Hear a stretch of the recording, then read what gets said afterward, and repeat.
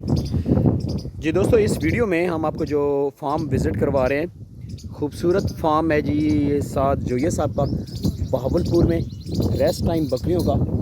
और माशाल्लाह बहुत आउट क्लास इनके पास एनिमल, एक से बढ़ के एक एनिमल जी इनके पास। और मज़ा आ गया इनके फार्म का विज़िट किया है। खूबसूरत एनिमल हैं जी इनके पास, टॉप क्लास ब्लड लाइन, ठीक है। एक से बढ़ के एक इनके पास जानवर है। और थकावट दूर हो गई। जितना भी हम ट्रैवल करके आए वो उस ट्रैवल का जो हमें जो थकावट थी वो मज़ा आ गया। और ये खूबसूरत सा डेरा इनका और इनका शौक़ बहुत ज़बरदस्त थी, बहुत मज़ा आया जी माशाल्लाह। जब भी जानवर रखें जी, अच्छी क्वालिटी का जानवर रखें और क्वालिटी पे काम करें, इंशाल्लाह आपका नाम भी बनेगा और आपको फ़ायदा भी होगा जी।